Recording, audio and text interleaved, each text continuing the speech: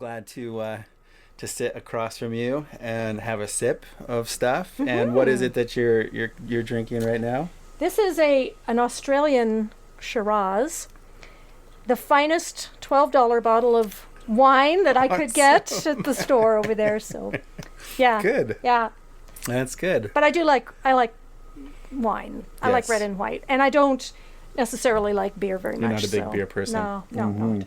So, what are you having? So this is super duper saturation from Cabin. These guys right here. Mm-hmm. And they're kind of my favorite right now. I'm kind of loving a lot of their beers, and it's a hazy IPA, so it's not clear, hazy. Yes, so we'll have all of that kind of funk in there and kind of juice. It is very like citrusy, like juicy, more so than just bitter. So yeah, and I don't know. I've been getting into New England IPAs for a while now. I enjoy the body of them, but if I'm out for just a ride and I just want like something clean, then I'll just go for a regular IPA. But yeah, lately it's been this, and this is actually limited edition. Like they only put them out like different seasons. It's not. Oh, so this is like a summer. Yeah. So the super saturation is the regular New England IPA, and that's kind of their go-to. They've got it all the time. But then the super duper, they come out like, for special occasions, and they'll do it like a couple times a year, I think. That's cute. Yeah, absolutely.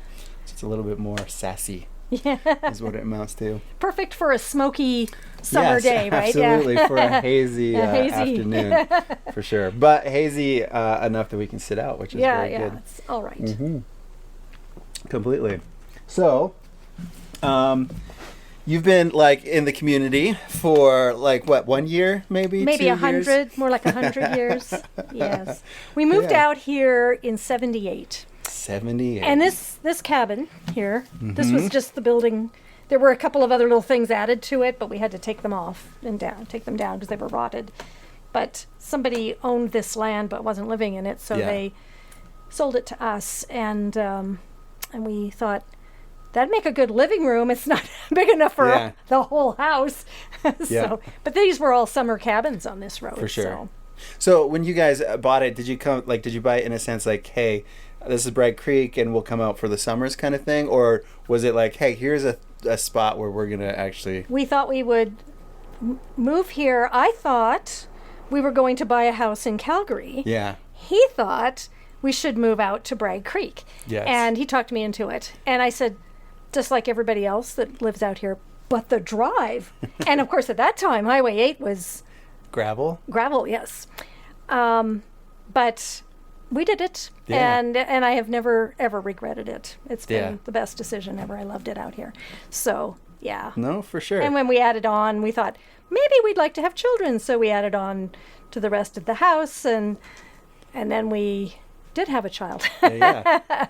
No, the one and only. Yeah, for sure. The infamous. Yeah. For sure. Yeah. How could you top that, right? That's right. Yeah. So when you guys were, where did you guys come from then? Like, was Norm from...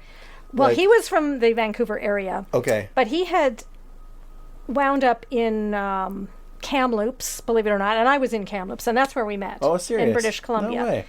And then we got married, and we moved to Alberta because he had a job, sight unseen sort of, but they liked his tapes. He was a radio announcer. So he got a job at a brand new radio station in Red Deer. In Red Deer? In Red Deer, okay. yes. Yeah. CKGY. So it's not brand it's not brand new anymore. But so he launched his kind of his very morning show career in Red Deer. And we were there for a couple of years, and then we moved to Calgary. Yeah. And did he switch stations, or was it like a sister station kind of stuff? It wasn't a sister station. It was he just decided he wanted to be in a bigger city. Mm-hmm. And so I was a 20-something, and I went, okay. I would just go Yeah, along yeah. with it. It was, the adventure was Were you great. working though in? I was actually also working at the radio Yeah. station. So we just went, let's just go to Calgary and see if we can get a job. Okay. So he wound up, he had trained as a glass cutter, if you can believe that, in Vancouver.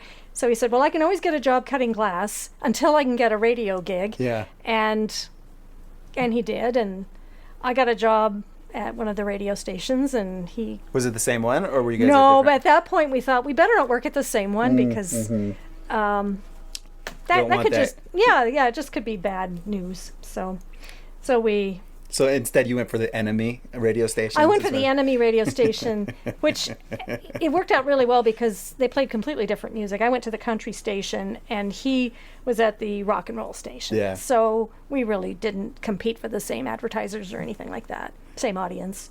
So it all worked out. That's awesome. Yeah. And what were you doing? Were you like writing copy or? Yes. Okay. That's yeah. exactly what I was doing. Was writing commercials and.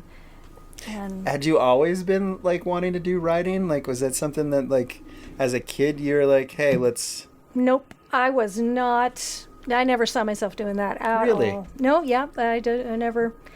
I was in college in Colorado at Colorado College, and even then I didn't know what I wanted to be when I grew up. I thought I liked all kinds of different things. Yeah. And I thought maybe I could be a linguist. Maybe I could be. I just didn't know what I wanted to be. Yeah. So. So did you just take like general studies there? Kind of, yeah. Yeah. Yeah. And then when I met Norm, he said, well, why don't you try writing commercials? I bet you'd be good at that. And he was, in a way, such a good cheerleader for me. He didn't think there was anything I couldn't do, and I thought there was a lot of things I couldn't do. So he was delightful. Yeah. So No, for so sure. he really encouraged me, and I found I did like it. I Yeah. enjoyed that. I liked working with all the different people in the creative department and so forth. So That's yeah. awesome. Yeah, That's it was very good. cool. It was And when you were like in Colorado, was your family like? Did they land there, kind of stuff, and you just went to the school because it was nearby, or Yes. Yeah. or were they in? That's part of it. My dad had gone to Colorado College after the war, after World War II, and he said, well, and we were in Colorado Springs. We were living there for a while, and he said, if you want to try, it might help you that I have gone there, you know. So I had been accepted at Boulder, University of Colorado, and a couple of other schools, but I thought, yeah, I'd like to stay in Colorado Springs, Yeah. and that would be neat to go to the school my dad went to. So I was accepted at Colorado College, and they moved on. They were always we Yeah. never stayed more than a year anywhere. Yeah, yeah. So So how many places do you think you lived as a kid?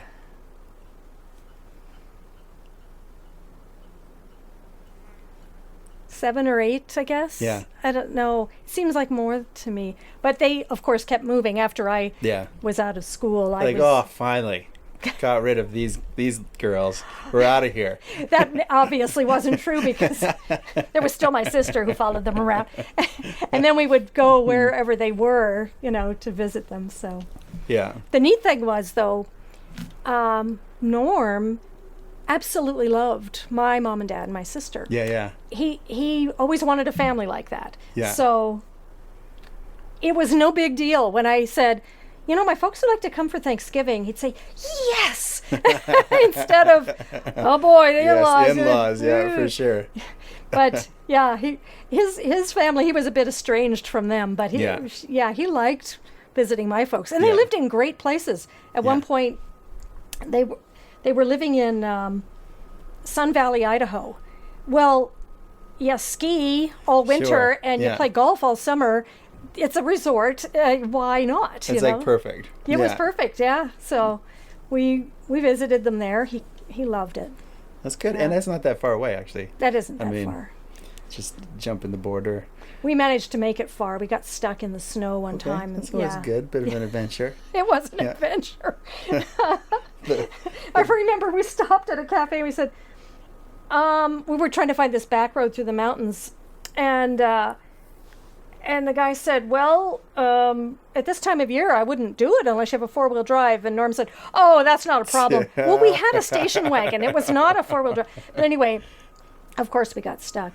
But we were trying to find something. He kept saying Trout Creek. And I was looking for signs that said Trout Creek, but I realized much later he meant Trail Creek. And it was his accent, Trout Creek. Oh, no way. Yeah. Anyway, we did make it. So you guys didn't get lost, though. You just got stuck. Oh, we totally got lost, and stuck. But then we were just hours late for dinner. Yeah. And there were no cell phones. We had to find a place, pull over, call Mom, and say, "We are coming." And they said, "Where are you? We're worried about you." Anyway, we made it. That's cool. Yeah. Did they end up coming quite a bit? Like. Oh yeah, every year, every couple of months. Not every couple months, but like maybe twice a year we'd get together. We'd go to visit them. They'd come here. Had they retired kind of by the time that you guys were? No, Dad was still working and going. Like he lived in Minnesota for a while, and he was working there's iron ore up there. It was an iron ore mine, and he lived in Chicago for a while, working there, and then Arizona. There was a mine there. So yeah, he kept working. Yeah. Finally retired, but Melissa was already born by then. So yeah. They were in New Guinea when I called them. It was quite the call to say, I'm expecting. Yeah. It was exciting. They said, we thought it was something like that. Why else would you go to the trouble of making this call? You had to call a number, and then they would call Mom and Dad, and then Mom and Dad would have to call back. And when she was born, did they like start to say, oh, you know what, let's get back kind of not in the neighborhood? a bit. Not a nope. bit. They were always still wild all over the place. Wild all over the place. But they, of course, came and visited. And they were all about the grandkids. So, yeah. No, that's fantastic. Yeah, it was. Yeah. That's cool. Mm-hmm. So then back in 78 out here, like you mentioned, gravel roads. This is just a bunch of summer cabins or that kind of stuff. Yeah. Like what was just even the town like? Like what? Because that had to be like vastly different too. Like it was vastly different. You had to really plan your time in Calgary before you came all the way out here, because if you didn't have aspirin or if you wanted a bottle of wine or anything, you had to sort of make sure you had all your supplies, because there wasn't a drugstore, there was a food store, there wasn't a liquor store. Some of the services were not around. Was the Shell, the old Shell station? Yeah, that was that the grocery store? Was that kind of that serve as that, or was there another grocery store? There was another one. Okay. When we moved out. I'm sure there was a time before that, but where there wasn't. Yeah. But there was the little shopping center, and there was the one I remember shopping at was called the Red Rooster store, which was kind of a rural grocery chain, and then somebody opened a little Grandma Lee's bakery cafe, and we just thought that was wonderful. A place to go, to eat, have coffee, and that's right. Pancakes. Just like Paris. Yeah, just like Paris. Smoke a long cigarette. And there were, I think, I don't remember exactly when things started being added, but the little stores would come and go. Little boutiques and things. So you'd say like it was like that whole, because there is lots of like in and out, like people making a go of something, and then a couple of years later, kind of like, has that been kind of like the culture and theme of Bragg? And it does seem to have been. I don't know if it's just because there wasn't enough clientele for businesses to survive. They just weren't making enough money, or if they just kind of got tired of it, or I don't know. But we did have the ski hill that started up. That's right true. At Wintergreen. Was that was it going by 78, or did it? It was. Trying to remember if they started it. Did they do around the Olympics when everything was going? Maybe that was it. It seems to me like we called it Lion Mountain because Mr. Lion, I think, owned that area. Yeah. He started it, and there was no golf course or anything there at that time. And that actually brought a few more people out from the city. Yeah. So I think businesses, especially if you had a restaurant or something, you were doing quite well because, people would come out for the evening For sure. ski. They had lighted trails, and you could ski into the evening a little bit till 10 o'clock or something like that. Yeah, and people enjoyed, having a little bit of something to eat or drink in Bragg Creek. Yeah. So. And do you think did more than residential permanent moves come around that time? Yeah, Or- it seemed to me like the more people discovered it, Yeah. the more they liked it, and it wasn't just for retirees. It was a doable drive. Once the Olympics were here, I think that's when Highway 8 got paved, but I could be wrong about that. I don't quote me on the date, but it was, things just started. It just continued to develop. So yeah, for the better. Sure. Yeah. So even all of where you're at right now was upper around at that time as well as lower and. Yes, I think this was all Elkanah property, and maybe not this, but Elkanah Ranch is kind of right behind my house, and their field is back there. I still call it that. Yeah. They subdivided and sold off a bunch of lots all along Bracken Road. Okay. So yeah. It was called Elkanah Estates. Yeah. So yeah, and then the upper part, which we call Two Pine, we refer to it as Two Pine Mountain. That I think was also Elkanah property, and they subdivided that. So we started getting more neighbors. Yeah. Yeah, No, which for was sure. kind of good in a way, kind of good, and Yeah. because we're not too jammed close together. Yes. I can. I don't know. My dog barks. Maybe it bothers somebody now, but it never ever has before. No, for it's kind sure. of nice. Yeah. But I think it's interesting because that is the trade-off when it comes to community, right? Get enough people around in order to, have, be able to support some of the businesses and have some of the amenities that you love, the little boutique cafes and all that stuff. Oh, yeah. But then there's also the idea of we're losing a little bit of some of its charm or whatever, and there's that interesting balance that I think every community goes through. I know Bragg Creek obviously has constantly still. I mean, I think it's always the next, right? I agree. And I mean, just to have a neighbor that you can call on if you're going to go out of town, and you would ask them to check your driveway once in a while, or make sure, if you hear something funny, could you call the RCMP?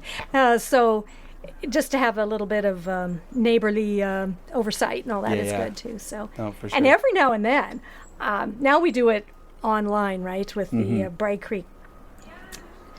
So I don't know what it's called, but the page, that Facebook page. Update or whatever, Yeah, where if there's a bear on the road, someone will announce it or text you or call you, and so you're watching out. Or if it's my dog that's on the road. Well, that's right. Then, Yes. Then I get shamed. Yes. Yeah, for sure. Once again, your dog is on the road. Yeah, I know. When we had, Jasper? Or, no, what is it? The dog that was living with us. Anyway. They would always be, showing up famous on Facebook from time to time, because Sam would try and just ditch the dog, because he wasn't a fan. He'd walk away and then come back and Hope try that the dog would, for sure. Brat. He's just not that excited about spazzy dogs around him. Yeah, but oh well. That's how it goes, for sure. Yeah. So what do you like about the community? What are some great things about living out this direction? And well, I know this may not be the first thing that anyone would think of, but I really like the dark skies because I can stargaze whenever it's not overcast or something. I can go out and look at satellites to my heart's content and various planets and for moons and whatnot. Do you ever catch the Northern Lights? See, we have a hard time because we have a So many terrible trees. bank of trees, Yeah. and we're on that down slope, Yeah. right? So just to see the north is a little bit difficult sometimes, but I know I was talking to Dan and Judy Creaser the other day, and I said, "Do you get a view to the east?" And they said, "No." Yeah. And I went, "Oh, because Yeah. you at a certain time you can see Mars coming up." Anyway, yes, the trees are a bit of a problem, but if you can find a clear view, you can see a lot of great stars. I mean, that's not the only thing I like about sure. out here. I love the people, and I've gotten to know neighbors and friends at church and all that really well. So yeah, and I have plenty of quiet when I want that. I'm very introverted, so I like my alone time, but but not all the time. Would you say like that that drags people out, like more introverts and that kind of stuff, like that ends up being, attracts those kinds of people out in Bragg Creek, or Maybe. You know what I think draws more people to Bragg Creek is artistic. There's such a thriving art scene out here. I think there is. I think of the Artisans group, and they were here when I moved out here, so that's been going a long time. So they seem to love to come out here, and I don't know if it's that they like painting landscapes or whatever they like to do. There used to be a lot of people that did pottery. I don't know if there still are, but you know where Infusion used to be and got washed away? Sure. That used to be a little pottery studio in there, on that property. And like a community one or like a professional one? No, professional. It was privately owned, and these people had their own little kiln and stuff, and they had a little store, and I bought a lot of my pottery there. But just people, I think, are attracted to. Maybe they're inspired by the natural beauty, and so they decide this is where they want to be, and then they're weavers, they're potters, they're fine artists, they're photographers. I think that's what brings. Did you have a particular, art, leaning at all? Something that you like to do? Oh, I doodle quite a bit, but I know one thing. But I do like gardening. I don't know if you consider that artistic or not. No, but, for sure, absolutely, yeah. But, I like to make things grow, and it's such a challenge out here. It's crazy. hard work, absolutely. If you can make it grow here, you can be really proud of yourself. That's right. Look at my prize-winning petunia; it lasted. There's so many cool things about being out here, but then when you see some, a TV thing of people down in the States or whatever, like their growing season is massive. They've got like plants, they just throw seeds in it. It grows with, For sure. Yeah, there's no beating down deers or like, or frost or aphids or all except for one month out of the year. Yeah. Yeah, if you can grow corn, yes, my grandmother was in Kansas. She could grow corn, but I cannot. Yes. No.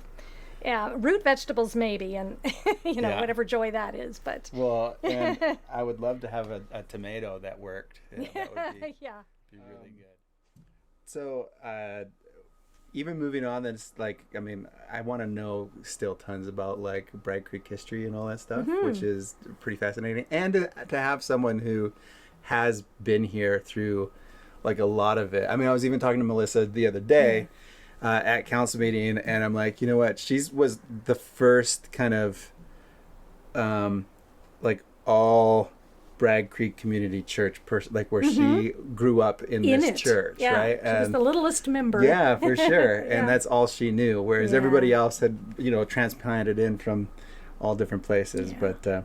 But so we wanted to erect a statue in her honor. I think there should be something like that for sure. Maybe an angel with wings. She would like that, right? That would be perfect. Totally. Yeah. So, what are some things then, just for yourself, like that inspire you? That you've learned, the things that I don't know, get you up in the morning, and have they changed? I guess that's the other thing, because you've now retired. I have retired a couple of years ago, and I'm sure that ends up being then a different different season, and it's like, okay, what now, right? Well, I was expecting to feel a little bit lost. Like, I don't have that structure in my day anymore. I don't have to be anywhere at 8:30 in the morning. What's that going to feel like? It felt wonderful, and I didn't feel a loss of anything. It was... I didn't have to worry about parking or parking costs. Totally. I didn't have to worry about driving in a blizzard. So no, like, existential, like, identity crisis. No Who angst. am I now? What is my purpose? You just went straight to, this is the best thing ever. This is the best thing ever.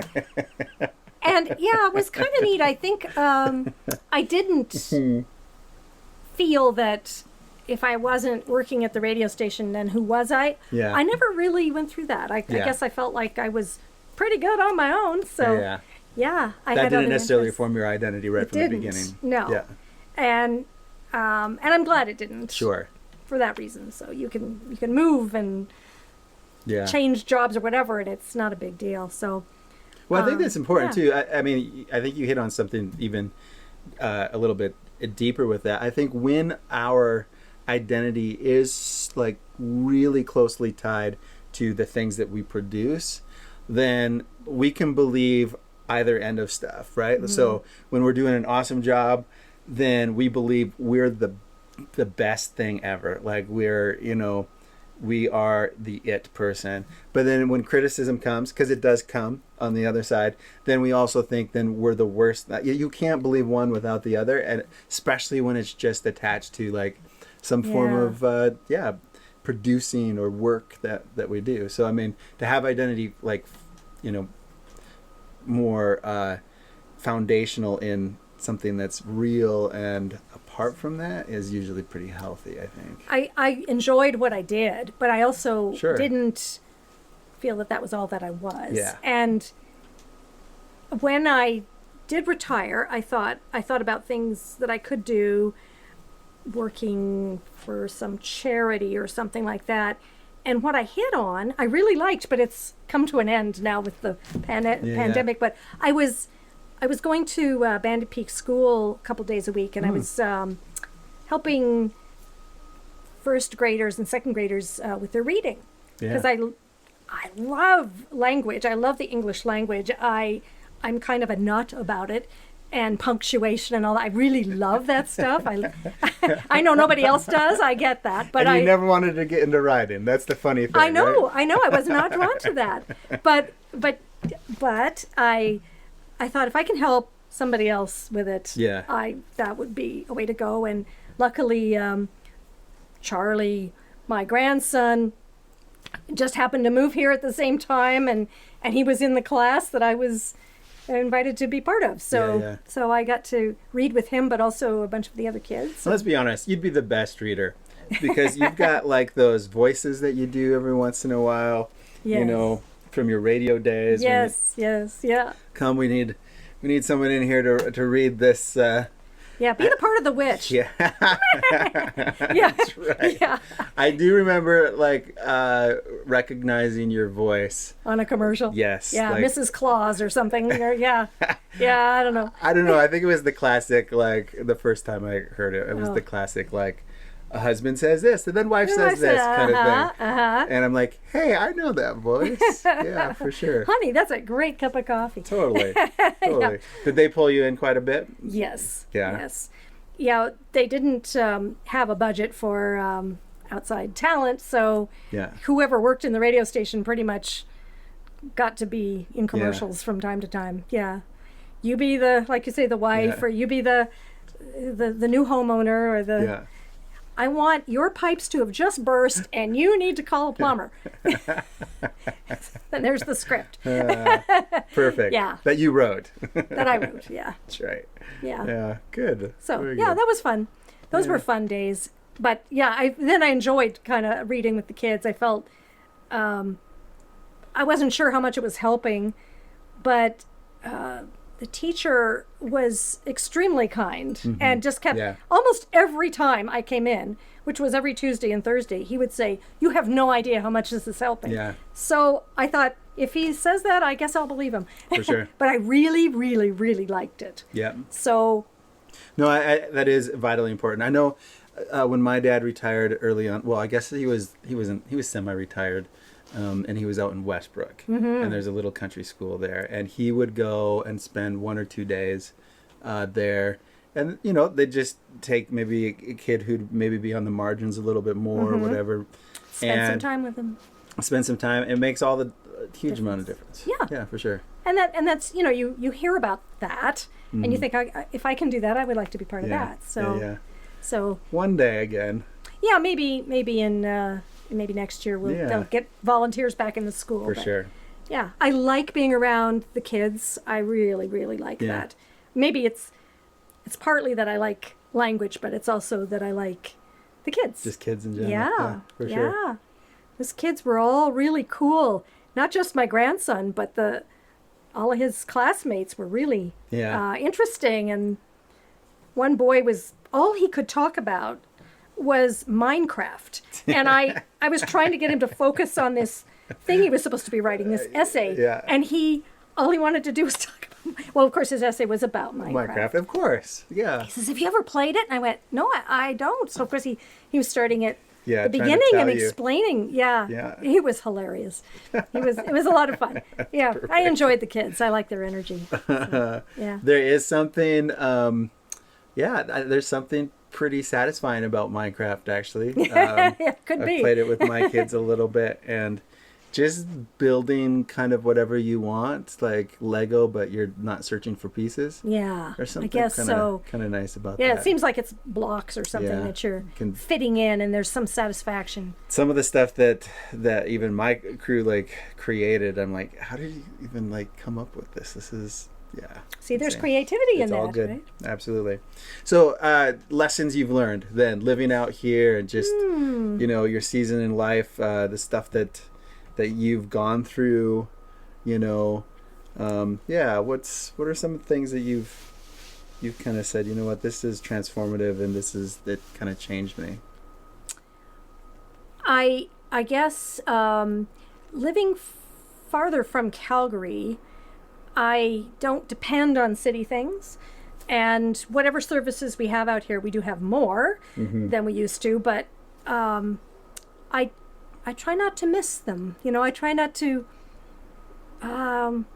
obsess over needing to go get this or that. I can do without it, is what I'm trying to say. And really enjoy where I am, and which I do. And so that, does that just then kind of push into more of a sense of contentment, Yeah, absolutely. Yes, I would say so. Yeah, feeling satisfied with what you've what got. I have. Yeah.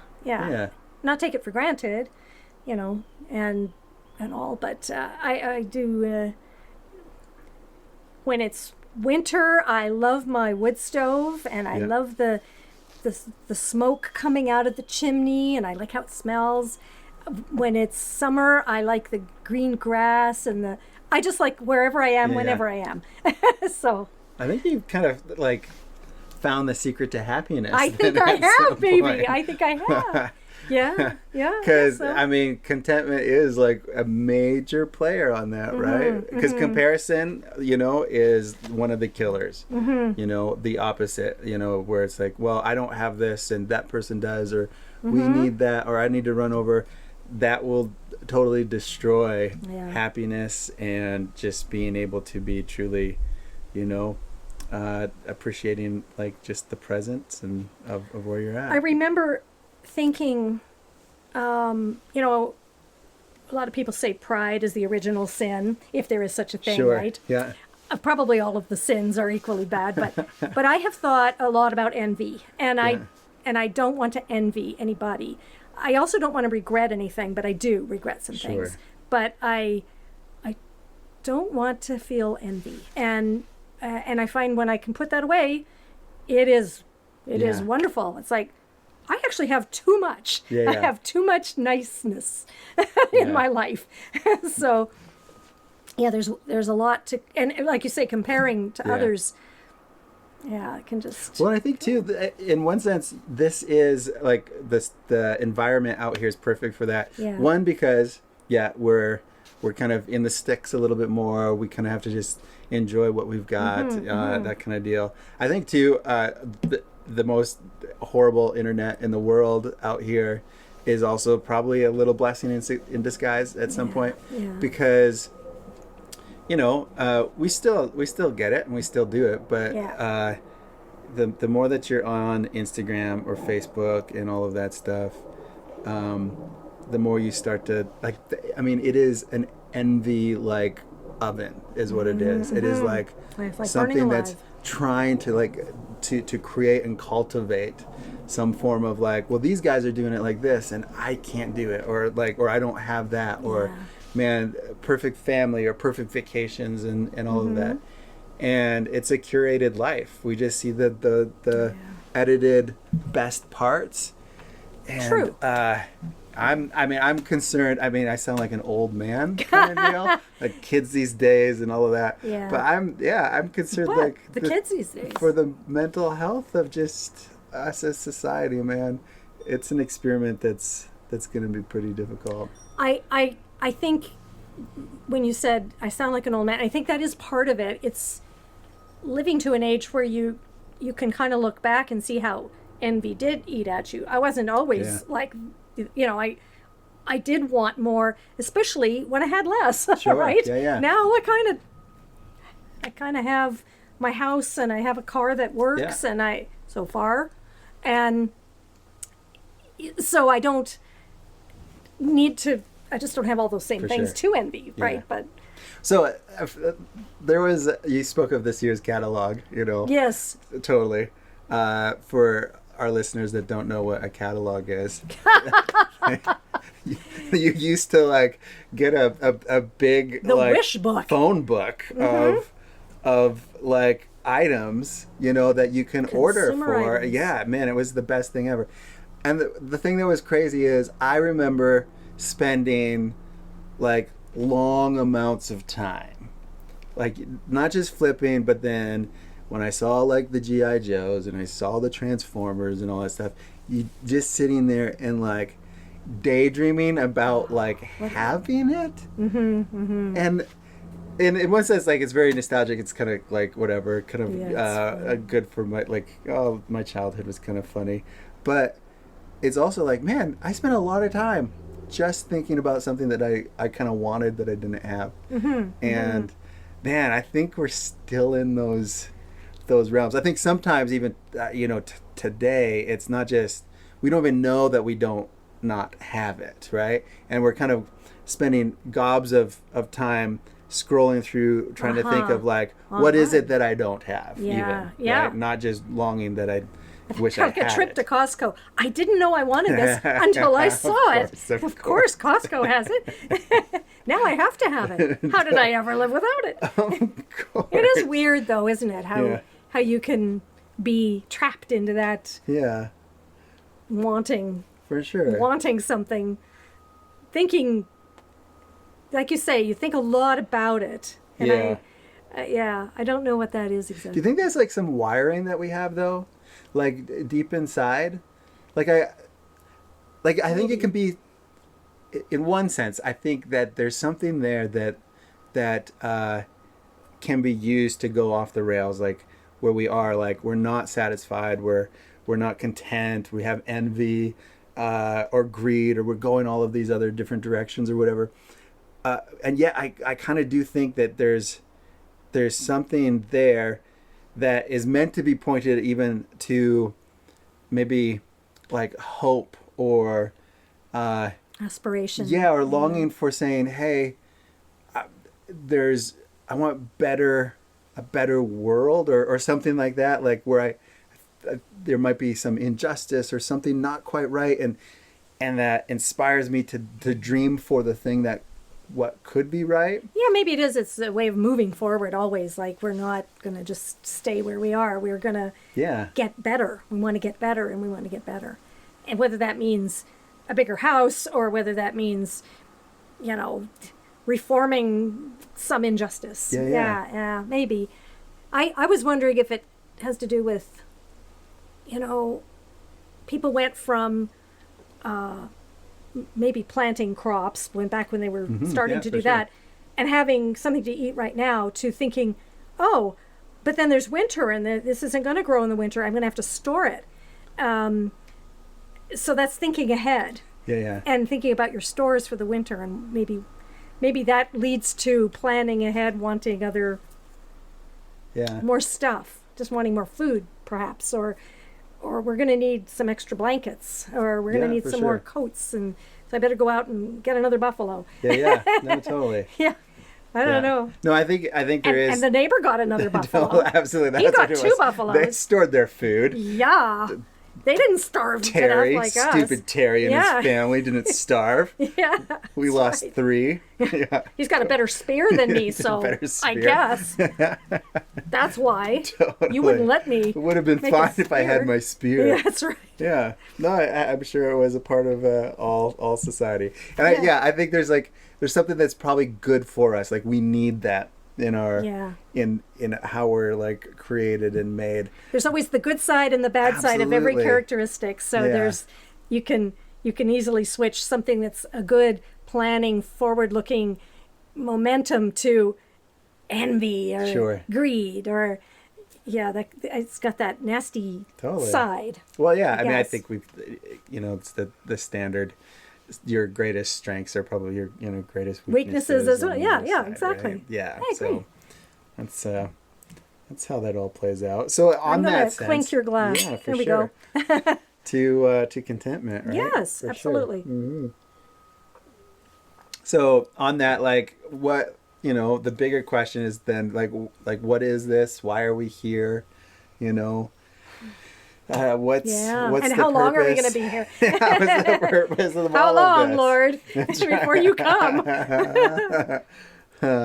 What is this all about? Any thoughts and ideas, things that keep you up at night, like that are just like, what in the world is this crazy experiment? Sometimes, that we're in? Yeah. Not very often does it keep me up at night, but I do ponder those things sometimes. But I think if we think it's taking a long time for Jesus to return, he's thinking, not everybody knows me yet. Not everybody knows me. I have to wait. Sure, I know you'd like it if I came back now, but there's like work to be done. There's still work to be done, and we just don't see it, maybe. So I try to make myself be more patient that way. No, for sure, absolutely. And besides, I like this life, but I can't wait. I just can't wait until he comes. Yeah. When did faith become kind of, I guess, like I don't know. Real in your life, like something a bit more meaningful. Were you always like in the church? No, we always went to church, but I wasn't always really in it until I had Melissa, and that's when I started to think in terms of, well, how should she be raised, and what should she know, and there wasn't a church out here. Well, there was Camp Catechizoo up the street.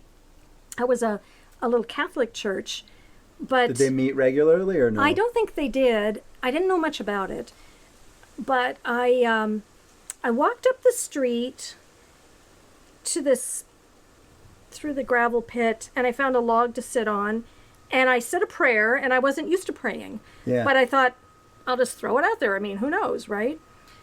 I think even in the Bible it says, who knows what could happen? Who knows what he might do? So, but I didn't know that. Anyway, I just asked God to send some people, because I felt like I needed to know him more, and I wanted Sunday school for my child, and I needed to know people. Yeah. And the next thing you know, I get a little flyer in my mailbox, and it says, we're thinking of starting a church. If you'd be interested in coming. Not even. I'm not kidding serious? You. Jim and Bea Cocking had a house over by the Bavarian Inn. Yeah. And they decided to have a home church. Yeah. And they invited their friend, Pastor Ben. from Ben Chandler from the church, the Glamorgan Church. Yeah. And so he agreed to come out and do this. He was excited. He liked church planting. Yeah. So he thought of this as a church plant. And so we met for weeks and weeks in the Calkins home. And how many at the beginning even? There were just 6 maybe or something like that. So was it kind of a Bible study? Or they kind of, yeah. Well, first of all, Jim wanted to know where everyone was. Yeah. You know, like, have you gone to church before? Do you know Jesus? Do you... Yeah. And everyone was in a different place, right? And I, listening to what people said and maybe the readings that Pastor Ben would do. Sometimes he came and sometimes he didn't, but Jim and B would do it. And listening to the Bible and all, I thought, I was hooked. Like, I want to know more. I became hungry. I know what it means to be hungry for the word. I loved it. I absolutely loved it. So finally, Pastor Ben suggested that we start renting the community hall. Yeah. And I think probably Glamorgan Church paid for that a lot for a long time. But I think we were getting more and more people coming, and it was just going to be too much for the house for everyone to fit into their family room. So we moved over to the community hall. It was cool. And then Melissa was the first child dedicated in the church, and I didn't even know such a thing there. I knew about baptism. I didn't know about dedications, baby dedications. So so it was pretty cool. That's fantastic. Yeah, and I really the Calkins were such a good influence, a good example for me. You know, when you How old were you at this point then? Like, I would have been like 30, 31 or something like that. And when you meet people that you can say they're just different. There was something about them that was different. It was that they were Christians. They exuded it. They were kind. They were understanding. They listened. They were everything I wanted to be. And I've never told them that. But I feel really bad about that now, because I think I should have, before they moved, I think they moved out to Canmore. I should have told them that they were so influential. And they had kids and such, like they had children. And they were probably just one season in front of you. Yes, kind of exactly. Thing. Like, which is really important too, right? Like, you're a new parent, you're like, oh, what am I doing? I feel like I'm failing half the time or whatever, and you just see, like, you know, someone just that next season ahead that just kind of encourages. You need that. You also need people your own age and your own season of life, and then the ones coming behind as well. So it's kind of neat how you fit in. But that was kind of the start of our little church, and it was and that was a start for me. It was like I got baptized then, and I never thought of it as something I needed to do, but I had been baptized as a child. My parents took me, and we did the finger in the water and the cross on the forehead. But when I decided it was my decision, I thought, I should do this again. I know God's not counting, but I kind of want to. For sure. I don't think he minded. Hopefully he didn't mind. Well, I think there is, like, not just like that. I mean, when it comes to infant baptism, it's always like they always have the confirmation, right? Where you're at some point, then you affirm that baptism as an adult, you know, right? As a profession of faith, you know. So that's really what it was. So it's like I'm affirming what took place, right? And so I know some people do that either through, you know, rebaptism, or if it's just within that tradition, they'll just do it that way. But I think it is important to say, you know what, or at least I think when you go through it, it's your choice, and you kind of are experiencing all bits of it, like the quietness when it's underwater and the coming up and the rush and all that stuff, like, you can, like, say then all of our other community has experienced that exact same thing. Yeah, that's true. You know? Yeah. And there's something really, like, unifying on that. Like, oh, I did that as well. And I remember when I was. And you kind of have some of those as not just a symbol of the transformative work that is done symbolically, but it's also this kind of here's a pillar of physical thing that I'm holding on to that identifies me with you, like all these other And people. all of the people in generations before. Yeah, history. Yeah, way, way, way back to the beginning. That's pretty neat to think about. It is. It's very exciting, for sure. Cool. Yeah. Well, I really like having you be a part of the church. I like that I've gotten to know you over the years, spent many times hanging out in your house for Bible studies and council meetings. Some youth stuff and all of that. You know, it's been really good. So one thing I like to ask too, and this isn't a gotcha moment or any of that stuff, but anything that we would disagree on. Oh, no doubt. No doubt at all. Like wine versus beer, like for one. Yeah. Right there. I can hardly talk to you. Totally. Yeah. Oh, probably, yeah. Yeah? I try to see everybody's point of view. I don't like to be too dogmatic about things. Yeah. But, yeah, I've... Anything that you think that we would disagree on? Yes. Yeah? Yes. What would that be? Politics. Really? Yes, Yeah? I think so. I could be wrong. Would I be more conservative or more liberal? Compared to me, you'd be more liberal. Okay, gotcha. That's what I think. And I'm okay with that. Yeah. Yeah. Like No, I for say, sure. I am so always on the outside of issues. I take the hard way every time. Yeah. I take the unpopular way. I'm the one everyone's throwing things at. So I don't let it be known. Sure, but is it part of what, like, do you think it's like, you're not the boss of me, you can't tell me what to think? Like, that motivates you that? Or is it just like, you know what, I'm kind of, like, I don't like to be told what I should be thinking and such? Or is it more so like, no, I'm just going to think for myself, and this It's is where a think for myself thing. Yeah. Yeah, I remember my dad, more so than any teacher, he was the one who said, basically, in so many words, there's always two sides. Yeah, for sure. Have you considered the other side? Yeah. And when I started to do that, I went, oh my word, now I see. And there is another side, and I actually believe that instead of this other thing that everyone else is going with. Yeah. So. No, for sure. Yeah. Well, now we're going to have to delete this whole thing because, I know. I can't be your friend anymore. I understand. It's not the first time. And that's the thing that I get so frustrated about. Like, I've got aunts and uncles in the States that are completely different than, just the big spectrum. And it's a rich tapestry. I just feel so bad because I hear stories because my parents, they're at that age, they run to Arizona. All of their relatives kind of hang out at, cousins and brothers, but all, retirement age crew. And they talk about they'll have game nights, sitting around barbecuing and enjoying, having a good time. But then a couple people are on opposite ends of like the political thing. I know. And it starts and they just start kind of poking each other and all that. And it's not funny and it gets like really like quite heated, right?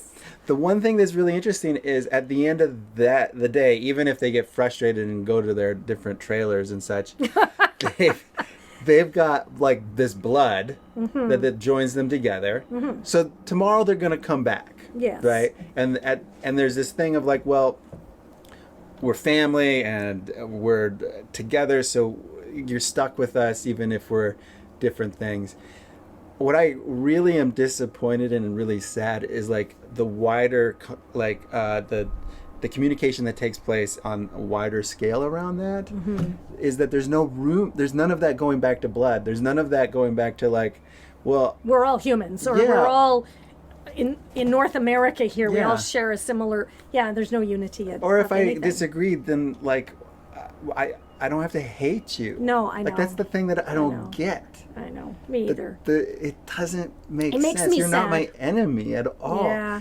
And it's just so, I get really upset about it. frustrated at some of the discourse that we see. Me too. And kind of I just where we're totally at do too. for And I culture. totally.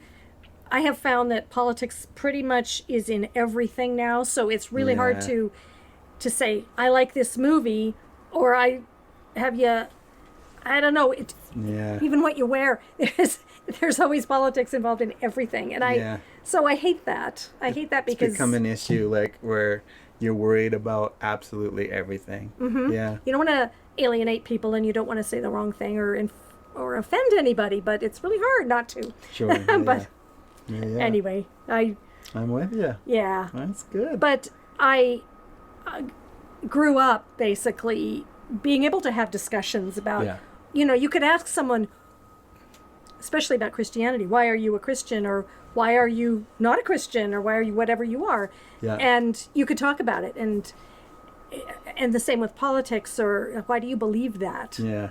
And you kind of can't ask that anymore. Yeah, I know. It gets way too intense, too It's fast. scary. Mind you, you've kind of made my day. Like the fact, I'm trying to think. I probably could count on my, one hand how many times I've been thrown to like the liberal camp or whatever. Oh, So yeah? that kind of makes me feel good. Really? Because a lot of like my friends and such would probably be like more liberal than I am and such. Yeah, So I see. I'm probably, somewhere more conservative than They are. what they would be, right? And so Yeah. it's kind of fun to So be. they think to in be that thought of that camp. way. Yeah. You wild and I crazy can't guy. wait. This You're is a just new a long-haired identity hippie for to me. sure. Totally. I'm gonna go smoke weed and Yes. just enjoy all Some that more stuff. super saturation. We won't cut that part out. We'll leave that right in. Anyway, no, that's good. That's neat. Well, even apart from our differences, you know what? You're the best. Well, for thank real. you. And I also appreciate that when this, because we've talked about it, but I've also heard from other people, when, like, especially the church here was going through transition, like, you, like, were a major player at, like, keeping the community together, making sure that, like, stuff happens, and I want to thank you for that you've been this, like, matriarch of the church.